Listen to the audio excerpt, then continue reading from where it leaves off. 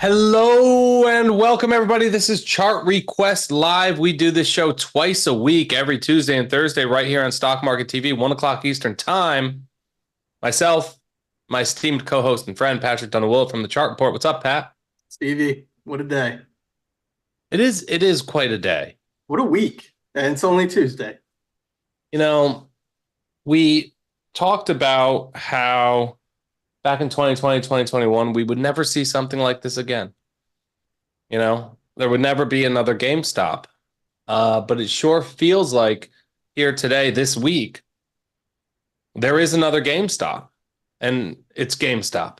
And it's GameStop. So if you're in the chat, everybody drink, because I just said GameStop like 18 times. We're playing a game. It's not for you. You got a chart. The rest of us are going to drink every time we say GameStop. Oh, okay? man, I'd already be wasted if that was the case. What I say? How many times? Well, listen, which is interesting is it's not just GameStop. It's all the meme stocks. It's the, AMC. I haven't checked BlackBerry, but I'm willing to bet that the last 2 days have been weird for it. Yeah. But yeah, it's really a short squeeze across the board, right? So we're going to do a special thing tonight, 4 o'clock, I guess, this afternoon, where, Pat, are you on the same TradingView account as us or no? I'm using my own right now, so probably not. We're on the All-Star one. So we have a freshly squeezed list. We have about 215 of the most heavily shorted stocks in the market. We are running scans on these stocks on a daily basis, particularly right now. What we do is when these stocks start working, right, because this is a universe, it's a theme, right? It's like, oh, solar stocks are working, cannabis stocks are working, speculative growth stocks are working, heavily shorted stocks are working. They work as a theme. Right. Why the point you're making is so important. It's not just GameStop. Across the board, this list of 215 stocks, 3 of them are lower today. They're all squeezing, right? And JC made a great point in the morning show today. Brokers see this. They see this sooner than we do, right? They have compliance and risk departments that monitor this kind of stuff exactly. And then you know what they do? For heavily shorted stocks, they increase margin requirements when they see the market getting squeezy. So that means you could have come to your computer today and say you don't have much excess margin in your account, right? You left your computer yesterday thinking I'm fine, and today you have a margin call because that margin changed on the stocks that you're short. What do? You don't have the excess liquidity in your account. You either sell, yeah, you sell. No, you cover, you buy. Right. So you come in. You're saying if you're short. You short the stock, they increase the margin requirement, you cover a little bit across the board. And all these heavily shorted names, that's what today is. Right. So when people on Twitter right now, go look at your Twitter. Everybody's like, oh, look at the squeezes. Yeah, across the board, they're squeezing, right? Because the brokers are increasing the margin requirements. So this is the type of environment where we want to be so focused on this universe. We're going to run a special promo tonight. We're going to be talking all about it. We're going to dive in. JC and I will be here at 4 o'clock Eastern time for 30 minutes, probably talking about our favorite heavily shorted names. Why don't you throw up a chart at GameStop to get us started today? Yeah, sure. Where can we find that webinar or that event? I just said it again. Stock Market TV, baby. Woo-wee. Look at that fade. Filled the gap. Good. Wow, look at that candle. I think it's halted. Is it? Been saying all day, if you're in this one, get the hell out of it. Looks like it might be. What's the shading denote here? Pre and post? Or yeah. But man, what a fade. Gapped up what? Like okay. So you're on the charts today. Is there anything to do here right now today besides sell? No, exactly. I think you let the dust settle. I mean, where do you even get into this? Where if you're not already in it, just let it be someone else's game right now. If you're not already in it, don't get in it here. Yeah, I mean, I missed a great potential trade. I closed out some 1750 calls on GameStop on Friday, and sure enough, definitely feeling some regret. But that's trading, right? I think one of my favorite quotes comes from David Lundgren, and he says, "We're in the regret business. You buy and something goes up, you regret not buying more. You buy and it goes down, you just regret buying." So You're never going to be completely happy with what you do in this, and you gotta remind yourself that, because if you're going to beat yourself up over missed opportunities, it's trading is going to be very tough. Get comfortable with feeling shitty all the time. That's a big part Yeah. of it. So listen, why don't we move on? Because there are other stocks in the market, which I think, at least over a tactical time frame, have far better opportunities. We're going to Agreed. start off with the mailbag as we always do. Ivan, you get one stock. So we're going to do Booking Holdings, BKNG. BKNG. You remember this one was a like almost an old Fang name. Yep. Wasn't officially in there, but it was mentioned with the usual suspects there. Nice move. This is the old Expedia. Old Priceline. Priceline, Yeah. PCLN. That's right. PCLN. Yeah. So nice, hit the first Fibonacci extension here in December, and it's just been kind of a mess ever since. But it looks like we're kind of resolving higher right now, and I think you're looking at 4,500 as your next target there. Nice little move, and here we'll go into a daily here. Yeah. I would really like to see it reclaim this. I think that's kind of an issue that we didn't get there, but if you do get the breakout above 3,900, I think then you're looking at 4,500 as your next target. But wow, look at how well it held support there. I mean, had 5 chances to break down, and it just did not want to get below that fib. That is your clear risk management level. I mean, you could, if you get this breakout, then maybe use this former shelf as your stop out, but this is a clear level. If it goes below there, you don't want to be involved at all. But I like this setup. This is good. Can you throw up the relative trend and zoom out forever? Yeah. I was so tempted to type in PCLN. Because I'm thinking, wow, this is a secular leader, but it hasn't been for the past 10 years. It hasn't. No, it's probably hasn't. It Going. probably stopped being like part of that fan club. I'd say probably in like what, 2015, 20 around Yeah. there. Yeah, you could see it in the chart when it Yeah. stopped, even 2013. Yeah. Yeah.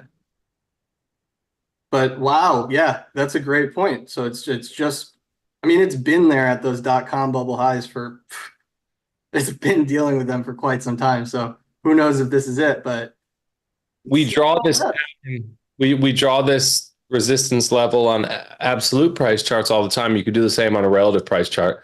If Booking breaks out on relative terms versus the broader market, we might be talking about it as a Mag 7 again. that's right. That's right. I'm with you. Okay. I could see that scenario. I could definitely see that scenario. Bottom line, strong stock. Look for a place to get in. Manage your risk responsibly, right? Yeah, absolutely. I've got my eye on SYM to buy for a long-term hold, 12 months plus. Target around 90 would be a double. It's in a big old symmetrical triangle pattern. This one is for you, Pat. Yeah. Symmetrical triangle, he says since August. Let's see if you see it. Percentage of the float short is about 30%. Whoa. 7 days to cover. I will double check these short stats right now while you do the charting. Cool. Yeah, I definitely see what he's saying with that triangle. I mean, I'm sure we could kind of argue about where the start date was. Tricky thing about symmetrical triangles is you can get, like here, right? Like if we had drawn it like this, you would have seen this breakout and be like, okay, it's on, but it clearly wasn't. So it can be tough. That's why I like ascending triangles where one of your boundaries is horizontal. But it does look like it wants to break this. And if it does, I think all-time highs are probably your next target here, which is around 63. But it'll only just be starting when it completes that. So let's go out a little further here. So you can kind of draw it like that. The point is it's kind of coiling up. It's kind of building up for a larger resolution here. So yeah, all-time highs, but then if you get that all-time high, you want He's to be saying looking at 90. I don't know how he's really getting a 90 for a price target. for price target. Maybe it's the fib. Yeah. All right. Yeah, it's possible. Making sure I drew it. Yeah, 85, 90. I mean, there's kind of a natural vibration to this. Usually it's not like it just hits. I mean, sometimes it hits the penny to the penny and then reverses, but a lot of times it'll overshoot. I would go with 85, but 90 is pretty reasonable as well. But And decent one here. this one, interestingly enough, looks like a SPAC. Looks like Really? looks like a successful SPAC. Oh wow, they don't hear that too. Oh yeah, yeah, I see that. You see this. That's how you know. That's when you know their SPACs is the Yeah. first few years of their price history is just like this flat line, and then all of a sudden, 2021 or 2022, you see a bunch of activity. On the left-hand side of Patrick's chart right now, that squiggle, that's the SPAC identifier. Yeah. All right. All right. Turn on the ugly watermark. I hate the watermark, but it's important to have on for this show. And then, I love this, Kevin. We'll talk more. You need to be on our Freshly Squeezed promo later. Minimum days to cover to pique your interest. I want at least one. Right? But Do you that's want to talk about how that's calculated and what that is? Because I think a lot of people cover is simply the shares held short divided by average daily volume. So it is exactly what it says it is. It is how many days it takes for every short seller to cover based on the typical volume from the stock. Right. There's 2 million shares held short, 2 million shares trade a day. The days to cover ratio assumes that every trade in those days will be someone covering a short. So if you have 10 million shares held short, $2 million, 2 million average shares daily traded, then you have 5 days to cover. Would you test buy at bottom of triangle here or wait for breakout top of trend line? Pat, he's asking if you would buy the lower bounds of the triangle. So I would get concerned if it broke this, and it looks like if it broke this horizontal level, if it broke that, you're probably breaking this too. So yeah, I wouldn't love to see that. I think at this point, I mean, you've had enough tests to where you want to see it break out. You don't want to see it come back in.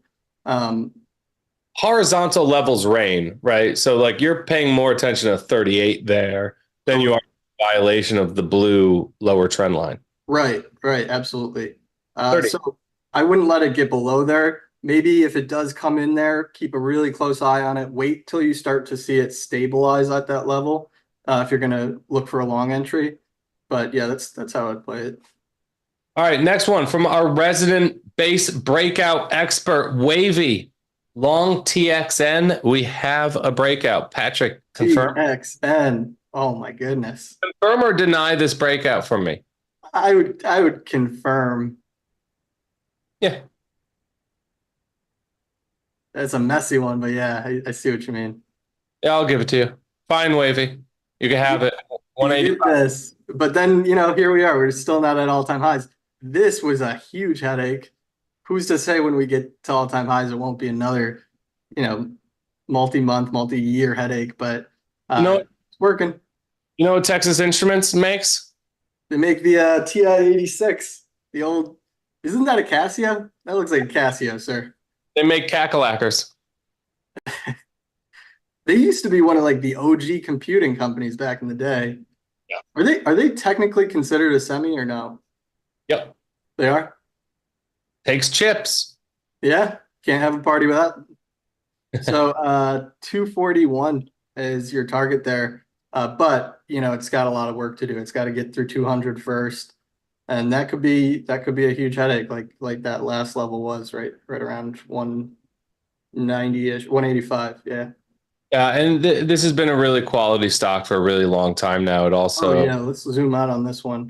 Nearly 3% dividend yield. So this is, yes, it's a semi, yes, it's a tech stock, but it pays an above average market yield.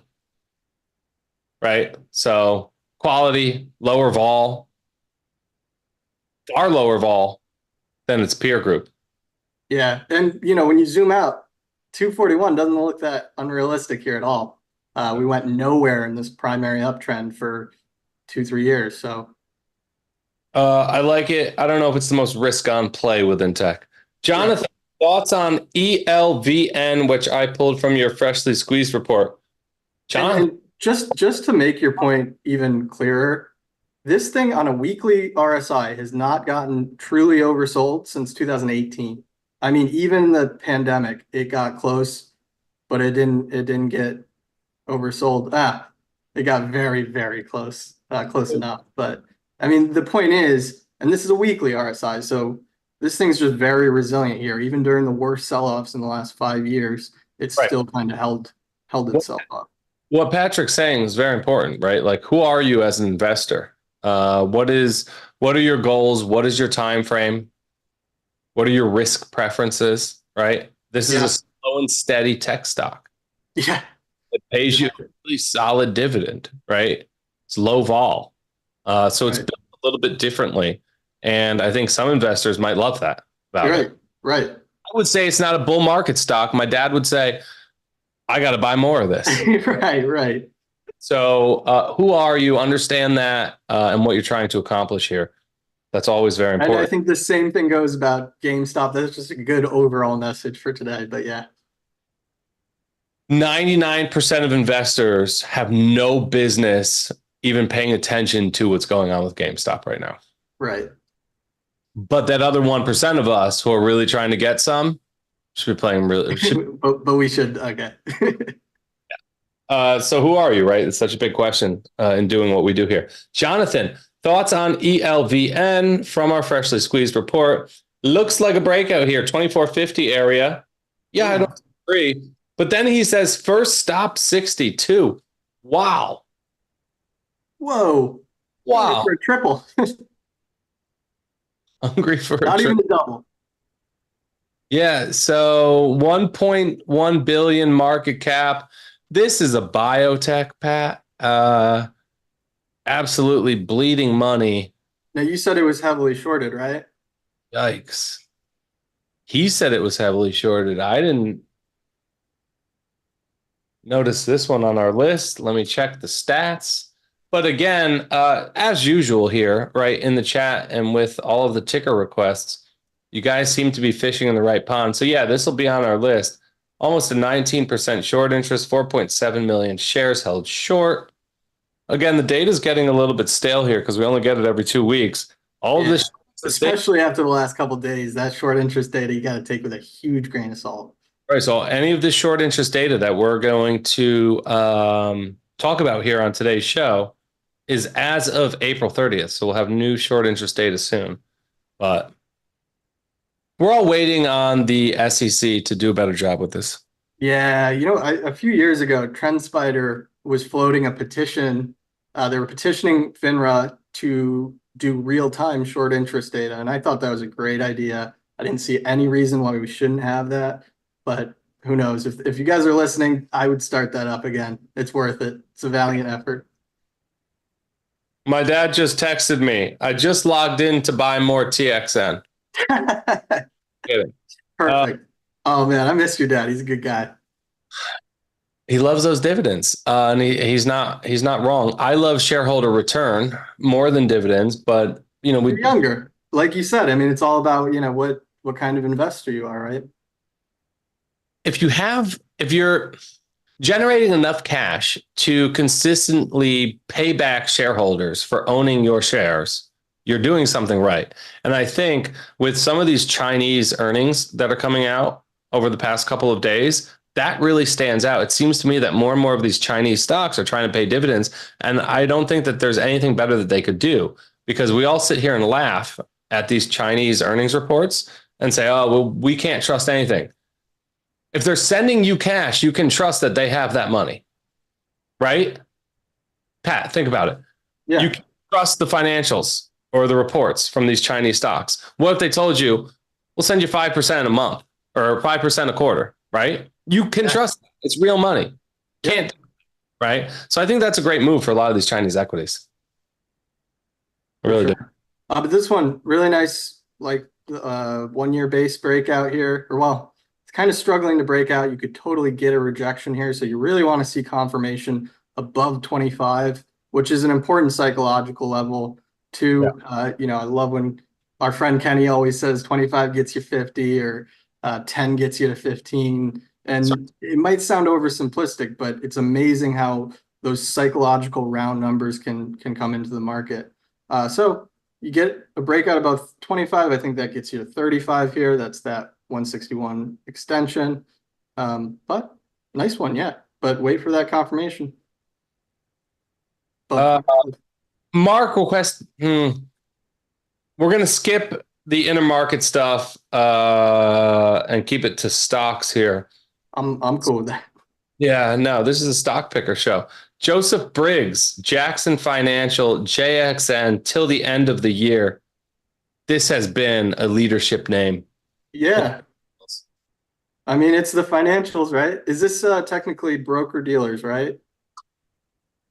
I think they're, yeah, I believe so. Let me double check. My dad's a financial advisor and he sells a lot of Jackson products. I'm getting insurance. I'm getting life insurance. They probably do retirement stuff too and benefits. Yeah. Probably I got to double check, but probably annuities too. Mm-hmm. But absolute ripper. You know, we are fading after that earnings gap. And it Pat, looks take like a look filling the gap. take a look at how 50 got you 75 here. See that? Oh, great point. Great point. Yeah. Oh my gosh. Yeah, couldn't have been a better example. 50, you got the breakout. And 50 was an issue for the first few years of its life. And then you got the breakout above 50. 50 got you 75. Now, 75 should get you 100 if you get over 75. But here, the market's telling you it's not ready to go beyond 75 yet. Yeah, I don't like that candle. Yeah, I don't love it. And I don't love the earnings reversal. I mean, those can be kind of nasty sometimes when you have an earnings reversal. Sometimes those can last quite a long time. Earnings were last Thursday. Yeah, and what does that tell you? You know, when a stock can't hold its gains after an initial positive reaction, not the best sign, but I mean, this thing's been so strong that I don't think you need to get too concerned. I would still be looking at 87 if it can get above 75. 87 would be a decent place to take some risk off the table. You can see how it responded to this fib here, kind of check back here. So these are important levels, and yeah. And I think you use 74, Pat, if you zoom way in, because we're stuck in the middle of this range here as you have it drawn. We filled the gap following the negative earnings reaction that came. Yeah, just barely filled the gap, but yeah. Look, just kissed it. Yeah. Was that it? That's all you need. But was that it? And do we rebound? I think that's a good place for tactical traders. Draw a line at 74 there. Yeah. And tell you whether you want to err in the direction of the upper bounds that Pat just showed at 90, whatever, or the lower bounds down around 63. Yeah. Right? Yeah, that's a good line in the sand. Definitely don't want to see it break that. And now that it has filled the gap, you want to see it rally now. Take out 75. Yeah. Alex, it's so strong right now. I'm looking for an entry on Zeta. Zeta, long-term hold, 12 plus months. Zeta, look at that. Similar gap up here. Cruise through this. I want to get to the chat here. Sure, yeah. Zeta. All right. So you got the breakout. This is a weekly chart. Yeah, that's nice. Crisp. Yeah. Let's drop it back into daily. Oh, breakaway gap. Breakaway gap. I love that. Just try to, here we go.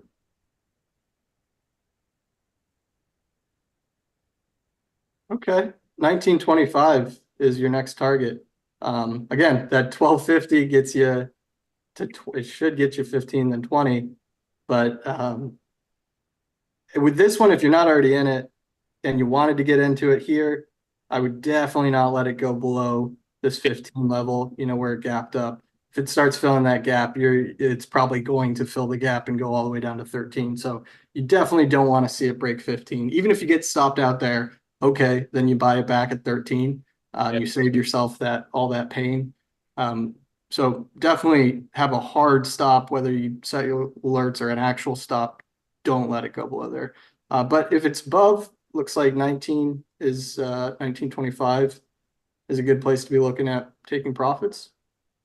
Has RSI ever been this overbought? That's a good question. Doesn't look like it. It is at 86 almost. Wow. Wow, never been this strong. And breakaway gaps, for those of you guys who don't know, Steve and I both love breakaway gaps. They're the most bullish type of breakout. And a breakaway gap is basically when it not only breaks out, but it gaps above an important resistance level. Or you could have it gap below an important support level. That's a breakaway gap too. But most of the time we're talking about breakouts, and this is the most bullish type of breakout that you can have. And you're getting that follow through the last 4 days. It's textbook and you can say all these good things. However, I wouldn't buy it here. Yeah, it's tough. It's tough. Yeah. Right? Like this is, when you look at the past 6 days of trading, I don't know. Maybe you get a hard retest. Maybe you head back to the earnings day reaction low. Buying it here is tough. Yeah, I would agree. All right. One more from the mailbag, Pat. Caleb was talking about this on Spaces an hour ago. Which one? On Qualcomm, 1 month time frame. Oh, you know what? Yeah, I looked that up when he was talking about it, and looks like a decent play here. Needs a little bit more, but it's there. I mean, it's pretty much knocking on the door now. But I don't know if that's the right time frame for a chart like this. You want to speak to that a little bit? What was the time frame? 1 month. Ooh, yeah. No, this. So right now we're looking at a weekly chart. So I think you want to go out a little further. Yeah. For sure. I mean, this is probably more like 3 to 6 months. What do you think? Maybe not 6, but. And maybe get confirmation first. I mean, you can start to scale in on something like this because you could draw a little coil there earlier in the year, and then we shook lower, blasted higher. But now we're running into like the most logical level of overhead supply on the entire price chart. For sure. So you kind of want to see get through this 190 level first before you get too heavy in this, right? Yeah, I would definitely wait for confirmation for this one. Like it looks like it could do it for sure. For sure, but there's no decisive breakout here yet. Right. No, absolutely. All right, to the chat. I like this one. Target. One sec. 250. Nice. Let's do another 5 minutes. Let's try to get through the chat a little bit. Donovan, ARE, zoom out to the great financial crisis. KRE? Scoop and score. KRE? Dude, you don't got to tell us to zoom out. Donovan, I talked to on the phone last week. KRE? Or... Yeah. Okay. What were you saying? No, I talked to Donovan last week. I spent my Friday afternoon just talking to people who reached out about the internship thing. Oh, nice. It was fantastic. Yeah. I'm sure you got some good candidates, no? We always do, right? Are you still looking, or? Yeah, we're going to take our time. Good. So I don't hate it. I see what he's talking about, the scoop and score here. Really, really constructive that you didn't have an oversold reading here. Momentum's really behaving well. This was just such a sloppy mess. It reminds me of the Russell, and it's something very similar. I think regional banks, or one of the Russell's problems is regional banks. Regional banks and biotech have been making the Russell look the way it is. Yep. And just to make that point, I mean, you can see similar mess here in the Russell 2000. So carry back to that one. I think you're looking at this really clear resistance level around 56 as your next target if it's above 50. But it's not a chart that gets me super excited here. Yep. It's acting well, and if you're long, okay, stay long. But yeah, it's tough for me to get too excited about buying here. There's just no breakout or real catalyst here. I think I see what he's trying to do. You have some sort of clean base breakout level around 130, right? But we don't just want clean and clear levels. We also want 130? An ARE. ARE. I thought you were talking about KRE. Oh my goodness. Oh my God. Okay, I see what you're talking about. I'm sorry, guys.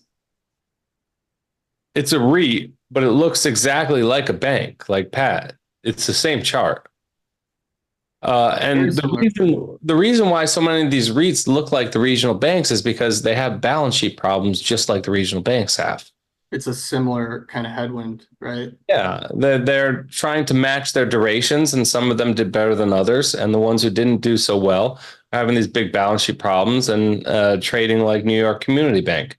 So with this, I see 130. Do you see this? Am I getting carried away here? Or You could do the head and shoulders thing. Yeah, there you go. There you go. But the point is, first of all, we're not there. We don't have the decisive breakout. And there's also no leadership. There's a really clean level, and I like that. But there's no relative strength at all. So that would be the problem here with me. yeah, I mean, if you're just trading this chart, I'd say a breakout above 130 should get you to 170, which is a nice trade. But you really want to see that relative strength come in, and REITs have got a lot to prove right now. They've been a dog. They really. But Steve, I got to tell you, this looks like a durable bottom here for this. It does. I don't disagree. Yeah, it's just like you said, the relative strength. It's tough to get excited about. Give me a chart like this, but also give me leadership. We're long all day, right? So you checked one of the two boxes. No, did you check it against XLRE. Okay. It Yeah. needs more time. And REITs have been terrible. So the fact that they've underperformed REITs that's pretty embarrassing. But That's a great point, right? You're saying, oh, it's below my relative strength line. Well, it's a low line. yeah, right. And if you're benching them The bar against, was very low. yeah, do it against SPY now, Yeah. and then zoom way out, Pat. All right, so this is what you're buying. That's Yeah. tough. Yeah. That's tough. Yeah. All right, let's just move right on Let's do it. to the chat. Yeah. Duolingo yesterday got hit on Chat GPT news saying they can translate. And yeah, listen, Duolingo's been good. There's been some really, really strong insider buying in this issue for the past year and a half. Yeah, I was looking at this one yesterday. Really nice base breakout. And then it failed miserably right back in the box. Yeah. So it's tough here with that failure yesterday. It was looking so clean, wasn't it? Man.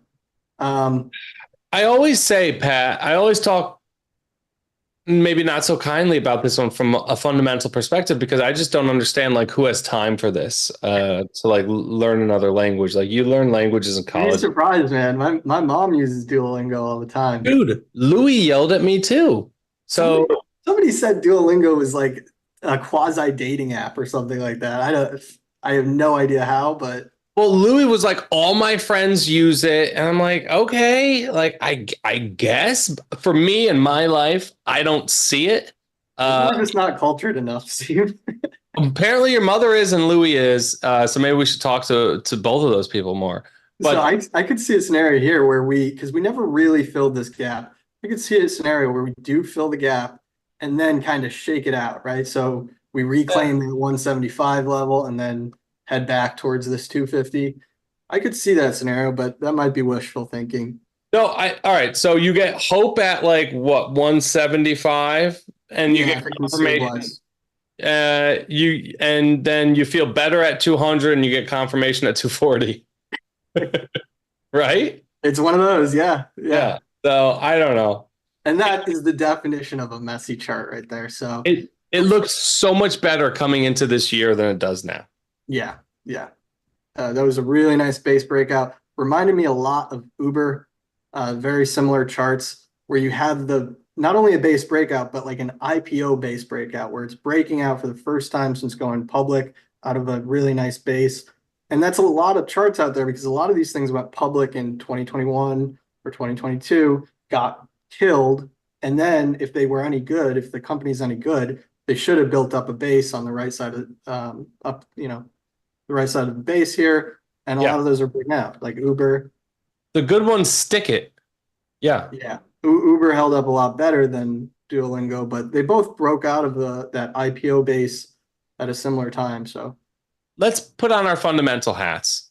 Sure. What is your mom using this for? Well, so my mom's retired, so she has a ton of times on her hands. So Foreign? she's I think she learned Italian first, and then maybe she's trying Spanish. No kidding. Yeah, yeah. People So say it works great. Here's where my head's at. Are we going to learn languages in the future? Or is there going to be like some sort of headset in my ear or your ear where I say my language and you hear yours? that would be I'm a just, pretty cool future, but it's probably we're probably there. We probably have the tech for that, right? well, Google can do it now, right? Right. A lot of things. I was just in Asia last year, and that's how people talk in Japan with their phones. Oh, I okay. type something into my phone and show it to someone's face, and they type something back and show it to my face, right? So at what point is that just kind of tech makes that so seamless so that nobody's like, oh, I have to learn a language. We just talk our own, and then it Right. gets converted for us. No, that's a good point. I don't I mean, know. I still think this is probably a great tool for people who want to learn a language. And who knows, at the end of the day, these things can move for whatever reasons, as we're seeing with GameStop today. So I'm all for learning. I'm just thinking about economics here. it's interesting. Earlier this year, a lot of these online education stocks were doing really well. So maybe there's some sort of trend going on there, some sort of fundamental trend out there. Probably has been since the pandemic, I imagine, but Pat, we're going to rip through these. Like, I'm going to give you a ticker. You're going to give me a minute of charting, and we're going to do 5 tickers in the next 5 minutes. Ready? let's do Here it. we go. Fine. Donovan, I like you. Chewy. Donovan gets 2 today. CHWY. Chewy. Can I say Ryan Cohen stock, right? I just got the best new cat playground. My cats have never been happier. They absolutely love it. Chewy manufactures like some of their own stuff. They do a great job. I love the company. Maybe not the best stock though. So you have this bullish momentum divergence, and that's tricky, right? Because we could have said that that was there for the last few months since Great point. February, it just hasn't taken charge. So Great point. what you need with those bullish momentum divergences, that's more of just like a qualifier. Like that's kind of a condition that you want to see if you're betting on a reversal. But it doesn't mean that this thing's definitely ready to go. You want to see it prove it to you first. You want to see some sort of breakout, some sort of sign of momentum and strength. And you haven't really seen that yet. What I would like to see is I would like to see it reclaim this 25 level here. This, Yeah. we were just showing the IPO lows and again the 2022 lows. You can see it's acting as resistance now. So I really want to see that reclaim 25 again, important psychological level. I think then it could really start to do something, maybe even go towards 30, but you want some sort of catalyst and you just don't have that yet. I mean, the momentum, sure, that's really encouraging, but it could continue diverging for months. What if I told you this one has a hefty short interest? Okay, so that makes me feel a little bit better. Give me something more tactical here. Like we were talking about earlier today, like if your stock isn't squeezing today, or tomorrow, or yesterday, I'm sorry. If your stock isn't squeezing this week, what's going to make it squeeze, right? But leave it alone. This one's moving in the right direction. We're up 5.5% today. Yeah, I was going to say it is up 10% this week. That's not nothing, but Yeah. you want to see. I feel like this one you'd want to see it go 50% this week or something crazy. And I agree with you. I agree. Could you draw a line at the pivot highs? Maybe 19 gives you something. Sure. Yeah. Started on. I don't know. No, you're right. This is the right kind of stock for this market. It really is. It's heavily shorted. This is Ryan Cohen's company, right? So the chairman CEO of GameStop, this is his thing. They're probably buying Chewy shares with the GameStop trading treasury thing. You know about that? No. Ryan Cohen trades meme stocks with GameStop's treasury money. I remember that. Yeah. He like petitioned the board to get them to allow him to make investments, right? Yeah. Investments. Yeah. So I think this is interesting though. We're reclaiming these October lows. That's significant. what do you think? What do you think about what I said on Spaces though? Like the move for GameStop and Ryan Cohen was to buy back shares. They should have done the biggest buyback ever. Like almost bankrupted themselves with a buyback. Then taken this momentum and raised capital. Buy back your shares at 10, raise capital at, what are we at today? 100? You're still talking about GameStop, right? Not. Sorry. No. Yeah. No, I see what you mean. 60, 50. Yeah. Now we're Right? at 40, but we were up at 65 earlier. Buy back at 10, 15, and then do an offering here. I don't know. Looks like this thing's moving again. A little bit. A 4-hour chart. Yeah. All right. Before Pat gets any more junked up on the big 4-hour charts, FSLR, this is First Solar, close to my stop. Would love your thoughts. Yeah, this one's been getting a lot of attention. And you know what? It looked like a top. This looked like a top, and it's not. So I think that's significant. This really. Go ahead. Yeah, they tend not to be tops in bull markets. It's crazy. Really crazy. Yeah, look at that. Beautiful. Boom.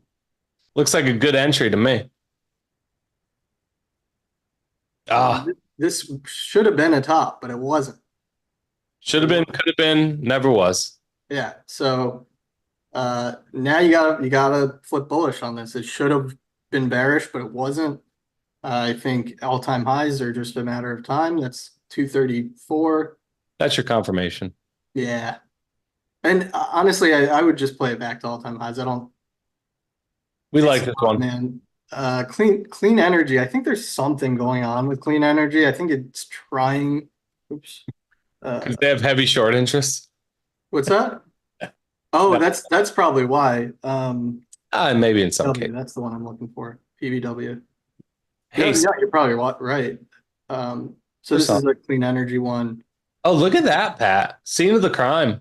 Scene of the crime for sure. Scene of the crime. Yeah, this one's on my radar. It's going to take some time, but something might be going on here. And you remember, these were the leaders. Like those clean energy stocks were hot in 2020, 2021. Here's what I like. You want to calculate the drawdown here because this is an index.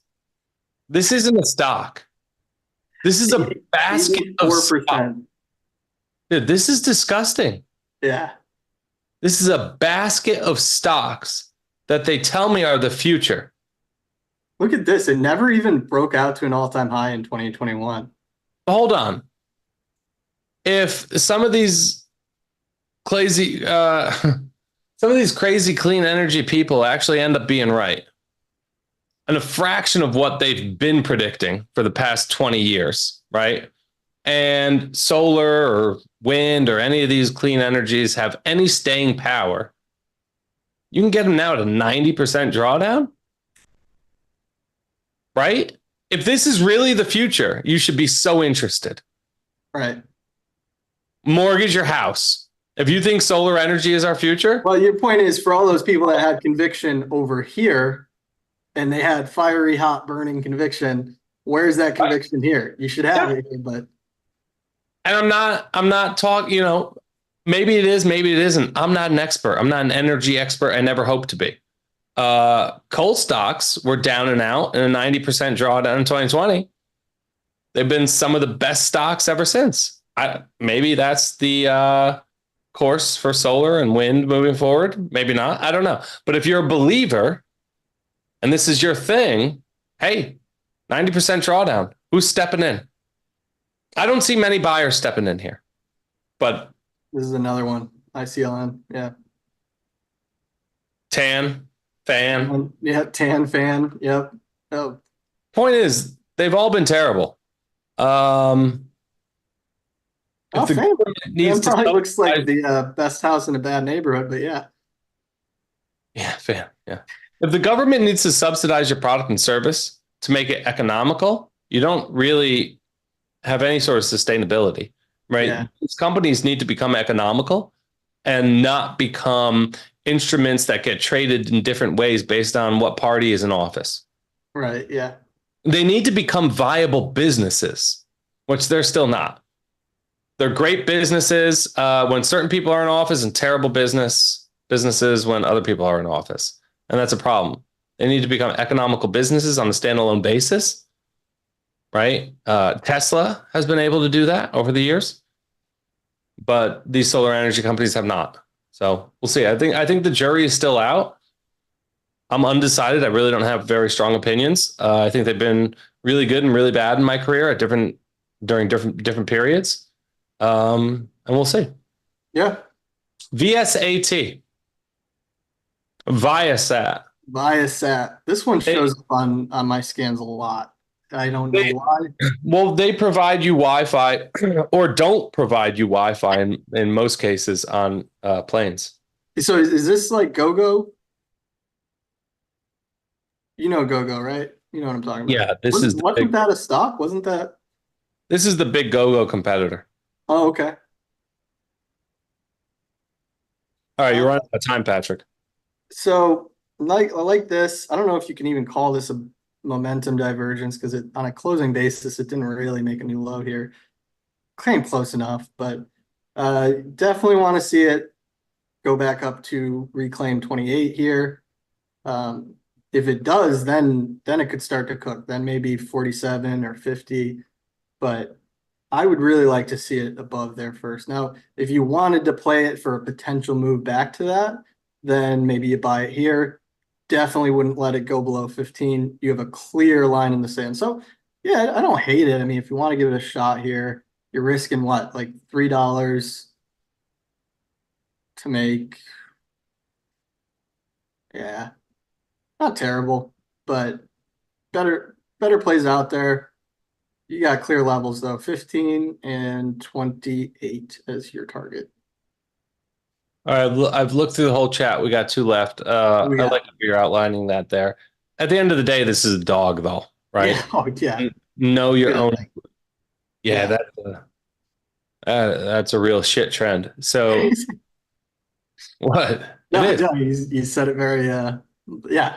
Well, so we try to keep this show to just stocks, right? We want to trade what's moving, trade what's hot, trade what's breaking out. That's typically individual tickers, not ETFs, but there was a request in the chat. Kirk French, EWQ. Patrick, I want this on a monthly chart.